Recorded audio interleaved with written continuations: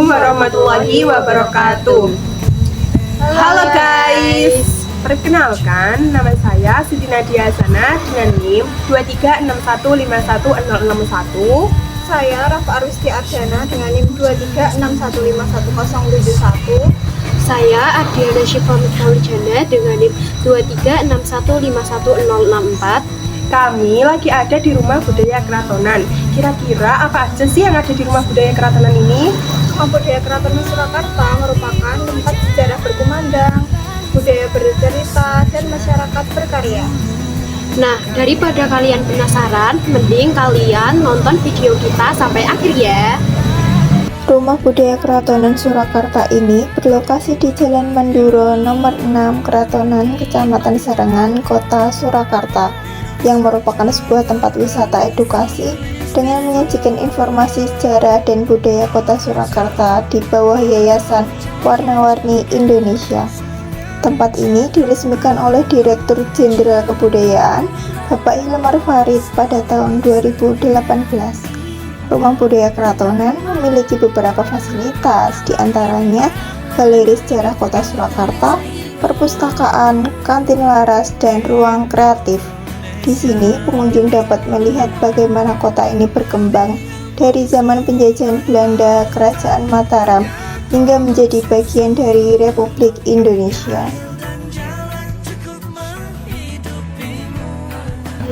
Nama saya Pak Yulianto Lanto, Pak Yuli. Yes. Kerja di sini udah? Semenjak Rumah Budaya ini didirikan Itu pada tahun berapa kalau boleh tahu? 2014. Awal mula Desa Salah, yang dimana dari kolonial sendiri susah mengucapkan sehingga ganti Solo. Munculnya nama Surakarta itu terkait dengan keraton yang pindah dari Kartasura ke Desa Salah. Yang awalnya masih di Kartasura, itu Keraton Kartasura Hadiningrat. Nah, setelah pindah ke Desa Salah, ganti nama Keraton Kasunanan Surakarta Hadiningrat.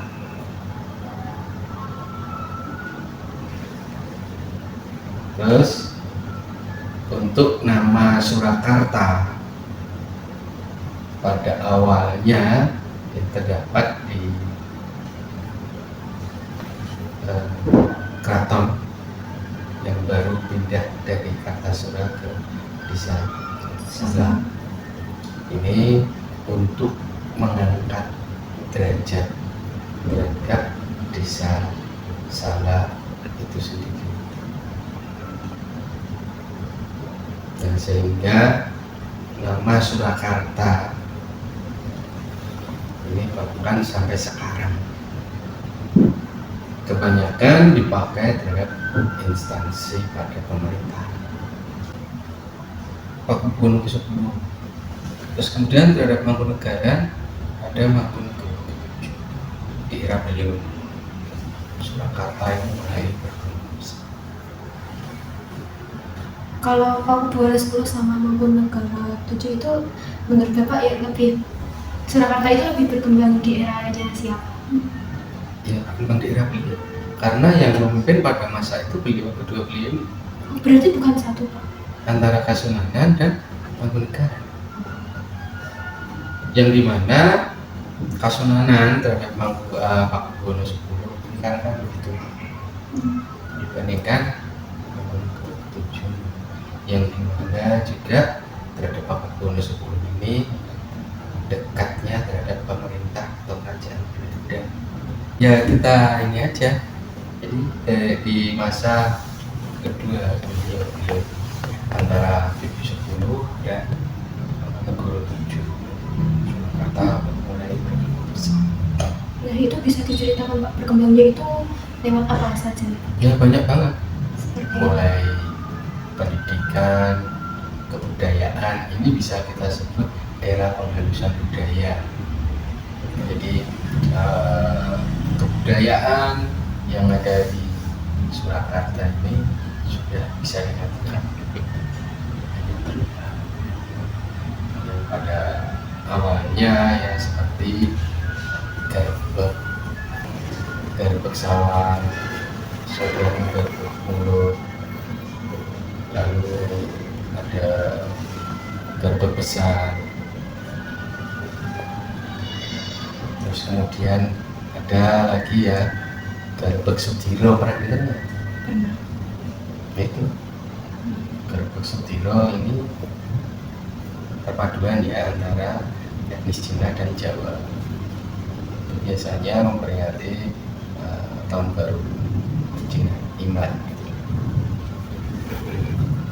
Nah, itu diwujudkan di mana untuk Kota Solo sendiri ada tempatnya ya, seperti di daerah Pecinan, Pasar Gede itu banyak dipasang lampion-lampion.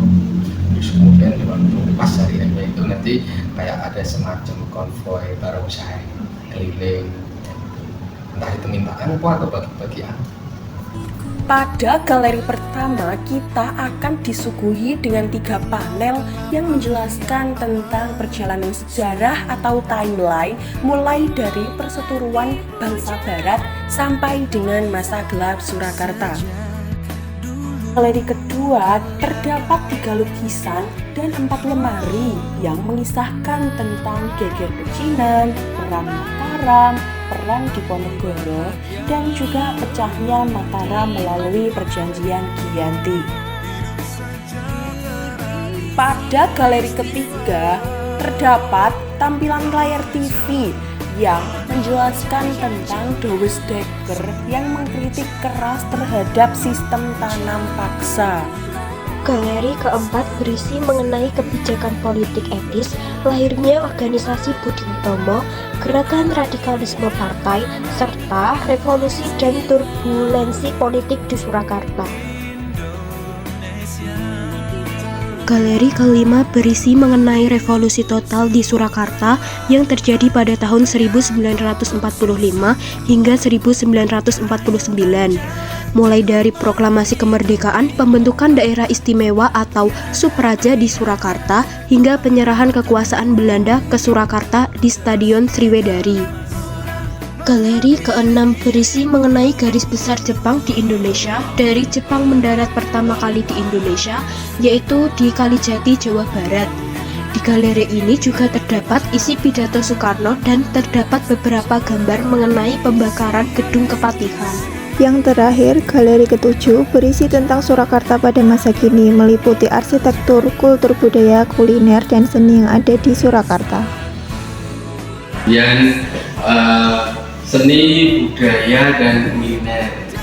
Dari seni kebudayaan terhadap Surakarta sendiri ya, ini yang dinilai masih sakral dan menonjol, seperti halnya dari seni tari tradisional sampai pada modern, seni pewayangan, wayang kulit, wayang orang, lalu ada seni karawitan, ini yang jarang sekali kita jumpai ya. Kalau nggak di satu pertunjukan wayang kulit itu nggak pernah ketemu mengenai seni tari karawitan. Berikut tembang-tembang yang dibawakan sampai pada seni membatik, ini juga termasuk seni membatik ini, entah itu yang cap, lalu tulis, jadi bisa kalian jumpai apabila ingin menyaksikan proses pembuatan batik ini ada di taman batik lawen. Lalu untuk kuliner, kita pasti sudah tahu ya, makan siang hari. Tapi kita bicara mengenai khas ya. Di sini destinasi wisata kuliner di Solo. Memang agak lumayan banyak ya. Nasi liwet, limbok, selat Solo, serabi. Biasanya terhadap masyarakatnya sendiri itu yang biasa diajak kolaborasi lah. Seperti tadi ya, Solo Adi Karnival, festival Band tadi, festival Sendang Nusantara ini untuk memperingati hari jadi Kota Solo. Ini setiap tahun. Jadi ini sudah jadi rutinitas event untuk Kota Solo. Jadi perkenalan Ibu. Ibu sebelumnya namanya Ibu siapa? Saya Sita Ratih Pratiwi, manajer pengelola Rumah Budaya Kratonan. Untuk pertanyaan pertama, bagaimana terbentuknya Rumah Budaya Kratonan ini? Rumah Budaya Kratonan ini awalnya adalah sebuah rumah milik Bapak Mulyadi. Beliau adalah seorang menteri sosial dari Kabinet Juanda pada tahun 1951. Yang kemudian pada tahun 2015 diambil alih oleh Ibu Nina Akbar Tanjung, dibeli oleh beliau. Dan tahun 2016 selesai renovasi, diresmikan oleh Bapak Wali Kota dan Wakil Wali Kota yang pada saat itu Bapak F.I. Rudi dan Bapak Purnomo. Kemudian di tahun 2018 diresmikan kembali oleh Dirjen Kebudayaan dari Kemendikbud Bapak Hilmar Farid sampai dengan hari ini. Jadi, kami terus mengembangkan, merawat dan juga menambah fasilitas-fasilitas yang diperlukan. Mengapa bisa terpikirkan untuk merubah rumah itu menjadi tempat wisata, Bu? Sebenarnya bukan menjadi tempat wisata ya tujuan awal kami. Pertama karena passion dari owner kami, Ibu Nina Tanjung. Beliau memiliki passion di kebudayaan dan juga kesejarahan. Dari pendidikan beliau yang memang dari pada waktu itu membuat satu penelitian tentang sebuah desa. Beliau terpikir untuk membuat penelitian tentang Kota Solo. Dari hasil penelitian beliau dibuat sebuah buku yang berjudul buku Kasunanan Surakarta seperti yang ada di buku. Di situ ditampilkan beberapa sejarah dan juga perkembangan Surakarta melalui sejarah Trep Pakubono. Dari situ beliau berkeinginan menyampaikan cerita informasi sejarah itu kepada masyarakat umum, sehingga dibuatlah sebuah galeri kecil yang awalnya belum selengkapnya hari ini. Nah, beliau buat untuk tujuan menyampaikan informasi sejarah Surakarta kepada masyarakat umum.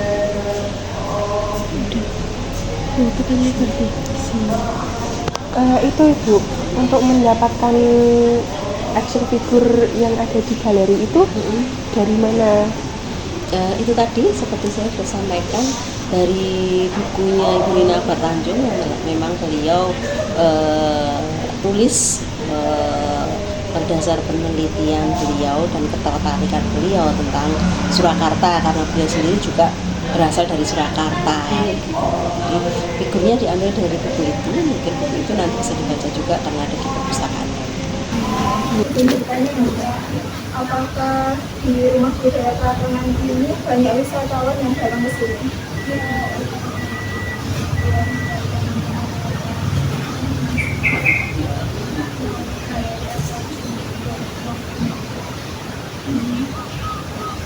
Biasanya itu wisatawan yang datang itu berasal dari mahasiswa atau masyarakat umum?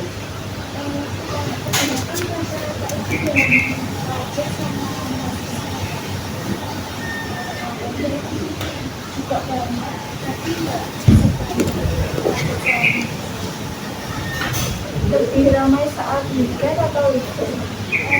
Lebih ramai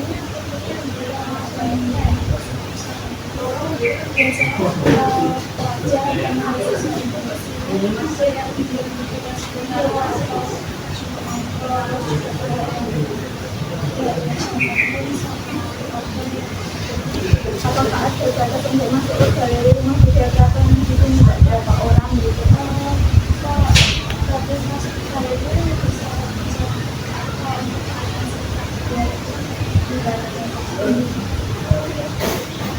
lalu apakah ada peraturan khusus yang masuk ke galeri atau tempat area yang di sekitar ya?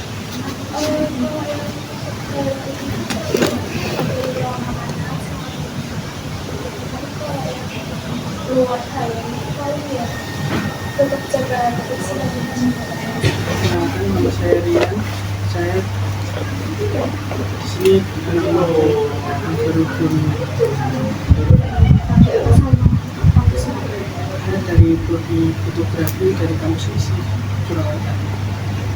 Lalu kenapa lebih memilih magang di rumah budaya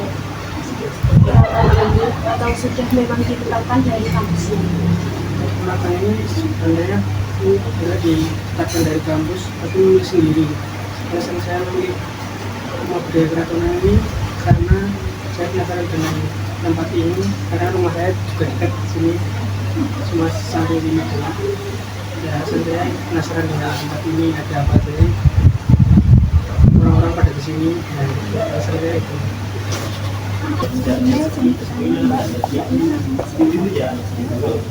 Mendapatkan info tentang rumah budaya keratonan itu dari mana?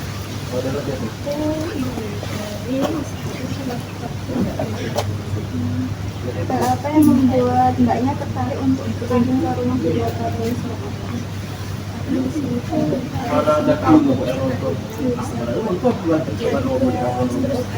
Pas menarik waktu dengan berkunjung ke rumah budaya keratonan Surakarta menambah wawasan oleh mbak. Wawasan misalnya kayak di galeri itu kan kayak ada sejarahnya gitu, ada wawasannya gitu. Bukan lautan, hanya kolam susu. Kail dan jalan cukup menghidupimu. Tiada bayar. Nah, itu tadi merupakan video dari kelompok kami tentang rumah budaya keratonan. Terima kasih telah menonton video ini. Jangan lupa untuk like, komen, dan share video ini. Wassalamualaikum warahmatullahi wabarakatuh.